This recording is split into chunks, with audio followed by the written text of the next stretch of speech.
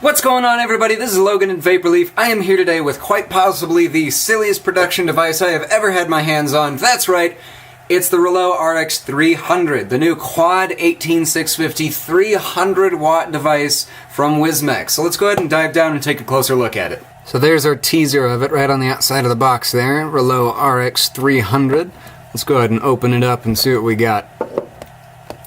Absolutely nuts. This thing... Look at how big it is. It's this massive square with a little thing protruding off of the side here. Now I will say, I'm pretty sure this is real carbon fiber. It's actually quite nice. I'm sure that'll drive the price up a little bit, but it's a nice touch, and especially for something this big, it's gonna be nice to lighten it up a little bit.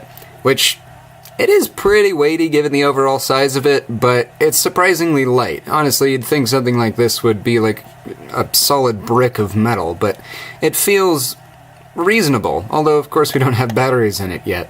So we do have plenty of ventilation on here, as well as our engraved J-bow button, our big vertical screen, up and down, our micro USB, our battery door, and our 510 connection. The 510 connection is just like any other that they have on Reuleaux these days. And we do have this little switch here on the battery door, so if we go ahead and pull that down, we can open it up and reveal our quad bay for batteries. This thing looks like a missile launcher or something. But let's go ahead and get some batteries in there. Now, man, even just this feels ridiculous. This is going into one battery. All of these batteries. That's going to power one device. This is just nuts. Alright, let's get to it. So we do have negative marked up top as well as positive, and then we do have it marked down in there as well, if you can see that. So we've got positive in, positive in. Now, one thing I have noticed with any batteries on this device, they fit in there pretty snugly, and it can be actually very difficult to pull them out. Now, these two aren't quite so bad. These ones are a real pain. I mean, you can even see if I turn it upside down right now, two of them come out. Those guys are pretty well stuck in there, especially that one. That's the worst one. So, I don't know if that's like early production stuff or anything, but just know that it might be pretty hard to get your batteries out of there once they're in. Anyway, you can just shut that battery door, just push down nice and firmly, it'll click into place, make sure that switch pushes that way. And we're booted up. Look at that, 300 watts on the screen there, 9.64 volts is reading. Now you do get your separate battery indicators for all of your batteries, as well as a puff counter, amperage, resistance, voltage, and wattage, and the mode you're in. Now, getting through the settings is going to be about the same as any other RX or Joytech chip. You do 3 clicks on the fire button, power is going to start flashing there. Go to the right, you get your preset temp control settings, your TCR settings, and then we're back to power. If we go into those presets again, we can go to the left to highlight just the letters there. So right now we've got stainless steel, nickel, and titanium, then we're back to stainless steel. If we go left again, that brings us down to our wattage, so we can change that, our resistance, so we can lock it, our puff counter, so we can also choose total time vaped there, and then if we go to the left again, that brings us back up to the top. If we go to the right into the TCR modes, it's exactly the same stuff, and then left again, you can change through memory 1, memory 2, and memory 3. And then if we bring it back over to power mode and press left, then that's just going to bring us straight down to the puff counter and the total time vaped.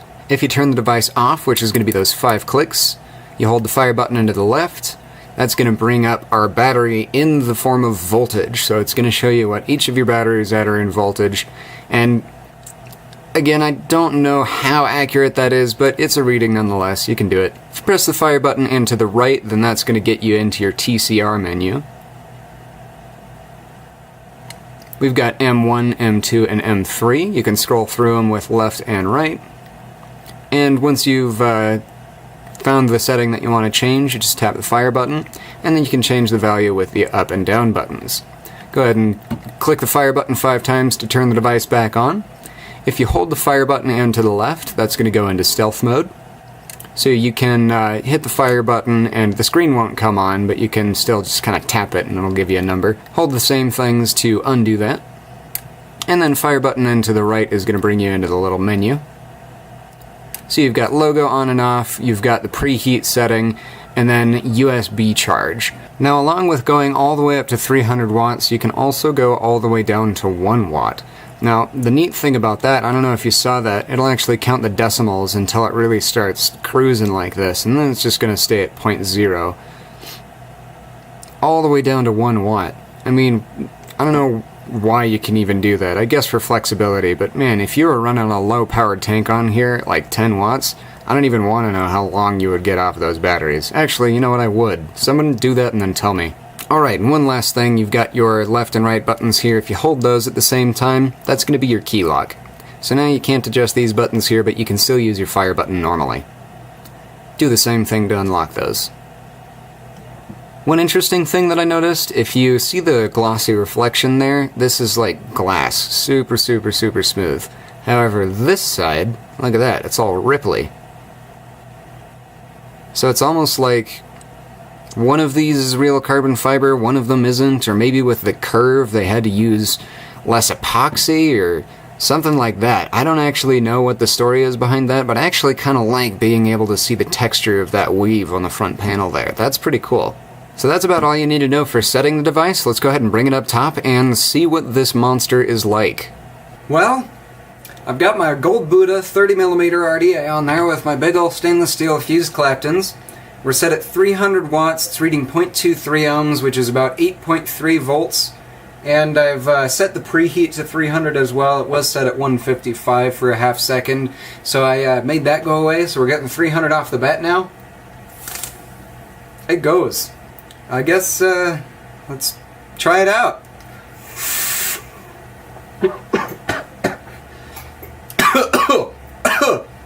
It's hot. Woo-wee! It's really hot. Wow. Alright. Wow. That's a lot. Yeah. Oh, man. Man, okay. There have been other devices in the past that you can set to 300 watts, but they're nothing like it. That's insane. I'm going to turn this down to 200 and see what that's like. Oh, the preheat's still at 300. Okay, just give me 1 second. Okay, 200 watts, a little bit more reasonable. I never thought 200 watts would seem reasonable. 6.8 volts and 0.23 ohms. Let's see how this is. Man, that still really puts out. That is not a weak 200 watts.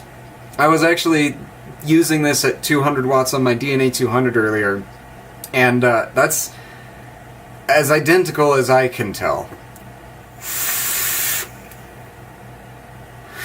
Alright, so now we've got a baseline for 200. Let's bump it up to 250 and see what the difference is.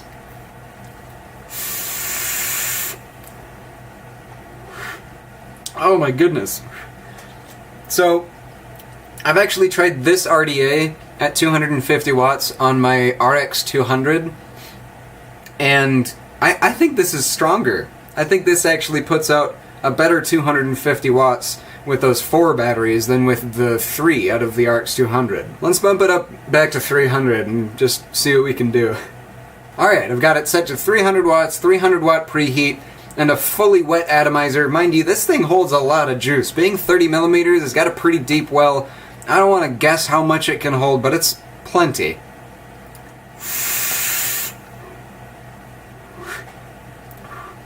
Boy howdy, that is... that's warm. This is not reasonable by any stretch of the imagination. This is just absurd. This is like a joke. It's hilarious how powerful it is.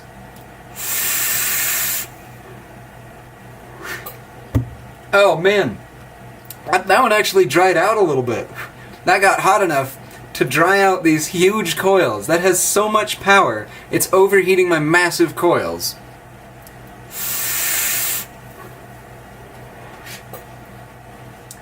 This is insane. I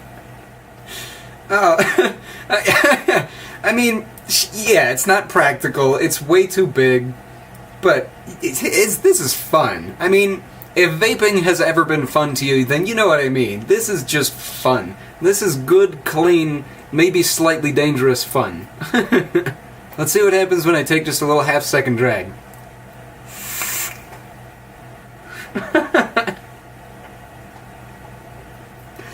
Oh my gosh. I want you guys to experience this. This is just nuts. It's getting cloudy in here. Jeez. Right, so impressions.